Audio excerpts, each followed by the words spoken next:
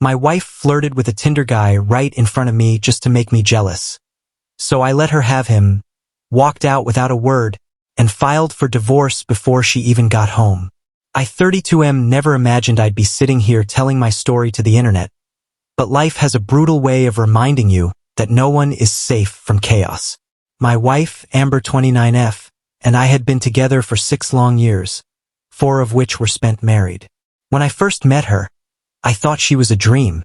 She walked into the room with this blazing confidence, the kind that pulled attention without even trying.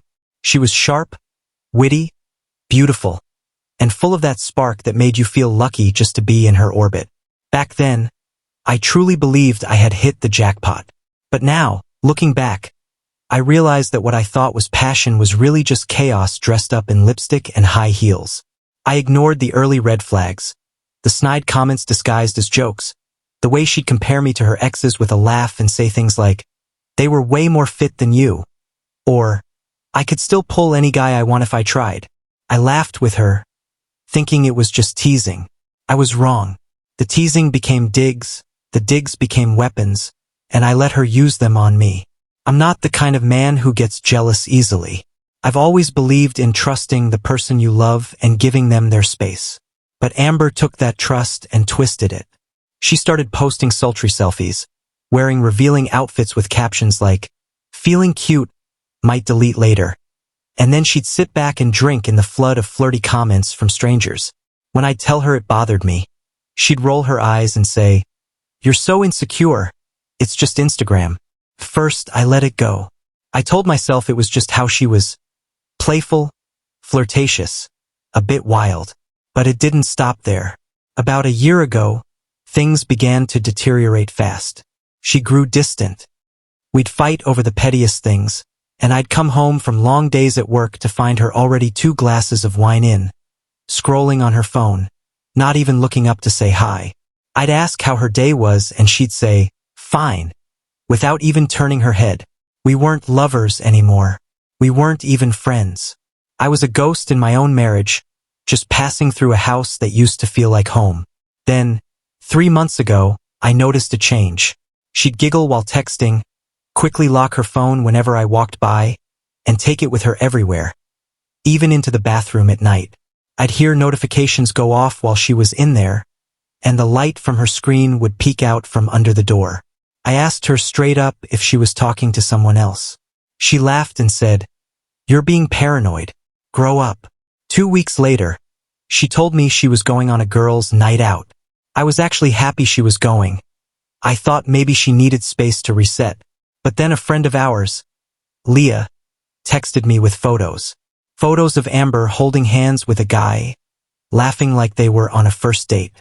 Leah didn't want to get involved, but she thought I deserved to know.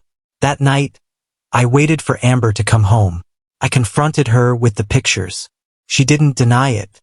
She just looked at me, calm as ever, and said, "Maybe if you gave me a reason to stay interested, I wouldn't have to look elsewhere." And in that moment, something snapped inside me. Not in anger, not in rage. I just shut down. I realized I was chasing someone who didn't want to be caught. I was loving someone who enjoyed making me hurt.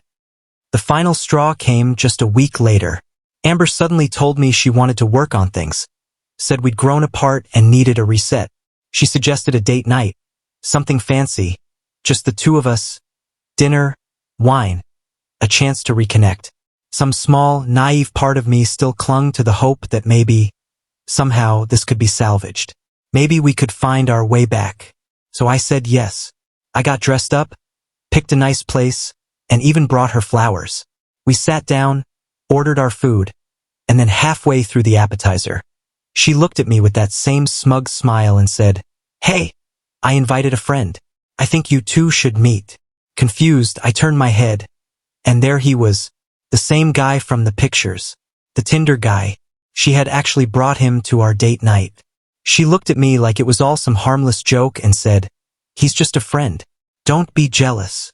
And right there, in front of me, she started flirting with him, touching his arm, giggling, making jokes that were so suggestive they made even him uncomfortable, all while glancing at me, waiting for a reaction. But I didn't give her what she wanted. I didn't explode. I didn't argue. I just smiled, leaned in and said calmly, "Well, if he's your type, go for it." She froze. "What?" she whispered. "You heard me," I repeated. "You clearly want him more than me, so be with him." I stood up, paid for the meal, looked at the guy and said, "Good luck, bro. You're going to need it." Then I walked out without looking back.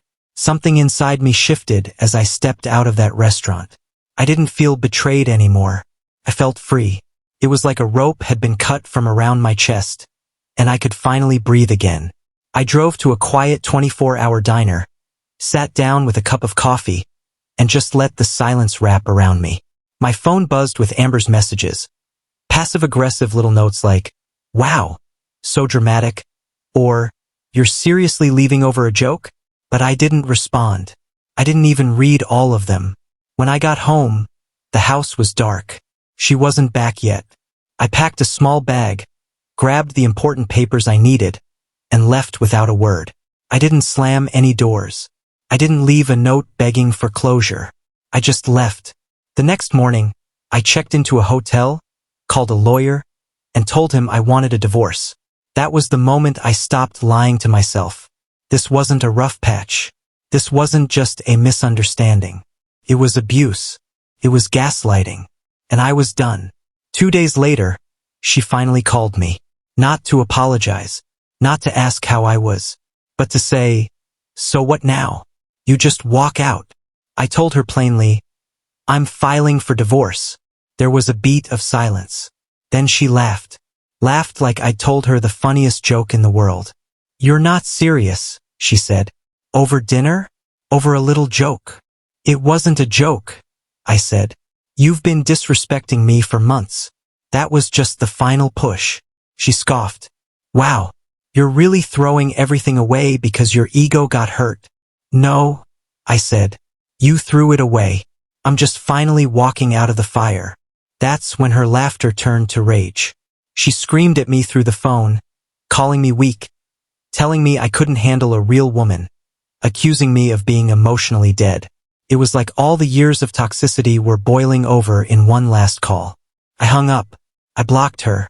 And for the first time in years, my world fell quiet. About a week later, I got a message from the Tinder guy. I guess he didn't know she was married. She told him I was just some controlling ex who couldn't let go. He said she'd been blowing up his phone since I walked out, showing up at his work, telling him they were meant to be. He told me straight, "Man, I didn't sign up for this. She's intense, unstable. I'm out." I wished him luck and moved on. Amber, meanwhile, started messaging me from different numbers. First it was anger, then desperation, then guilt. "I miss you. We can fix this. You're really throwing everything away?" But I didn't respond. I let the silence speak, and it spoke loudly. I wasn't going to explain myself. I wasn't going to apologize for finally choosing myself. I wasn't going to try and fix someone who only ever enjoyed breaking me. 2 weeks after filing for divorce, I noticed something strange. I was sleeping better, eating better. The constant tension in my chest? Gone. The feeling of walking on eggshells every time I walked through the door? Gone. For the first time in years, my life felt peaceful, and that peace was loud. Amber didn't take the silence well. She started creating fake accounts, messaging me through friends, even had her mom call me. The same mom who once told me Amber's behavior was just passion. Passion isn't cheating. Passion isn't gaslighting. Passion isn't inviting your affair partner to a date night. That's not passion. That's psychological warfare. But that's what Amber thrived on: drama. And when I stopped feeding it, she started to crumble. About a month into the separation, she showed up at my work, just stood there by my car, waiting. I walked past her without a word, got in, drove off. She called me screaming, "You won't even talk to me now?" After 6 years, that was her realization. A few days later, she emailed me. A long, emotional message blaming me, guilt-tripping me, and then ending with a hollow apology. Said she only flirted with the guy because she wanted to feel something again. Said she was trying to wake me up. Said I was taking things too far. Too far? I forwarded the email to my lawyer. Didn't even bother replying. Fast forward to now, the divorce is final. I kept the car, got my name off the mortgage, took most of the savings because I proved emotional infidelity with screenshots.